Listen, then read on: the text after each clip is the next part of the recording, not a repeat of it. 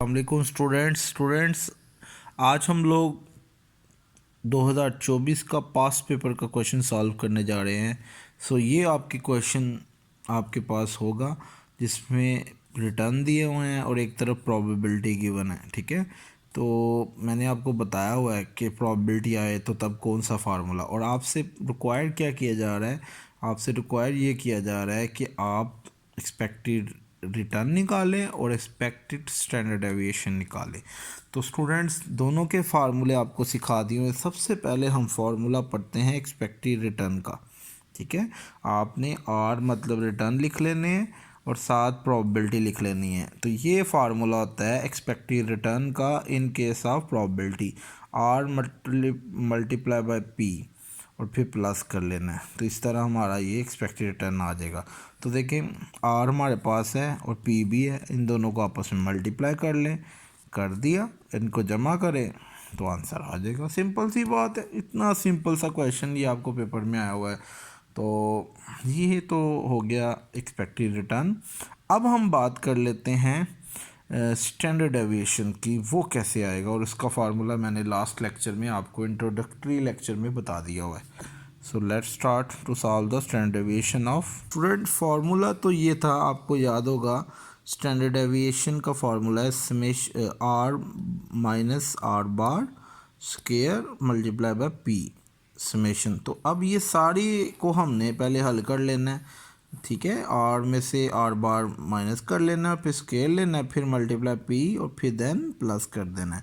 तो अब हम ये कर लेते हैं, देखिएगा ध्यान से। आर मतलब ये आर दिया हुआ है और आर बार हमारे पास ये हमने फाइंड कर लिया हुआ है 0.1085। ठीक है, तो अब आर में से यानी आर माइनस 0.02 है, इसमें से क्या माइनस किया आर बार, और फिर हमने इसका स्क्वायर ले लिया है। स्क्वायर कैलकुलेटर पे ले, मल्टीप्लाई पी, पी किधर है, ये दिया हुआ है। ठीक है 0.05। तो ये स्टूडेंट्स सिंपल सा कैलकुलेटर पे आपने ये करना है और फिर आ जाएगा 0.000825।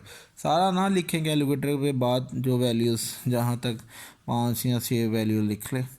इसके बाद अब सेकंड स्टेप क्या है, 0.07 है आर हमारा और आर बार है 0.1085। स्केल लिया, मल्टीप्लाई बाय पी से मल्टीप्लाई कर दिया किया तो 0.000370 आ जाएगा। इसी तरह बारी बारी 0.10 माइनस 0.1085 स्केयर लिया, फिर मल्टीप्लाई 0.35 किया तो 0.40 आ जाएंगे और 255। यानी ये आपने सॉल्व इसी तरह करते जाना है और ये सारी वैल्यूज़ आपने आ गई। अब आपको याद होगा फार्मूला भी हमने देखा है, उसमें जब ये निकल आएगा फिर इनको ऐड करना है समेशन।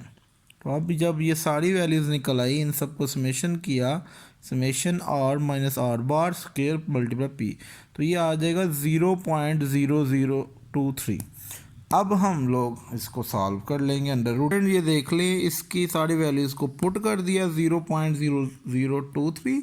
अब अंडर रूट लें, जो आएगा वो आपका स्टैंडर्ड डेविएशन ऑफ आ जाएगा जो भी। तो इसको अगर अंडर रूट लें तो समथिंग 4 आता है।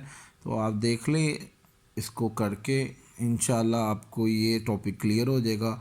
इसी तरह इंशाल्लाह नेक्स्ट वीडियो पे मैं आपको पास्ट पेपर नेक्स्ट सॉल्व करवाऊँगा।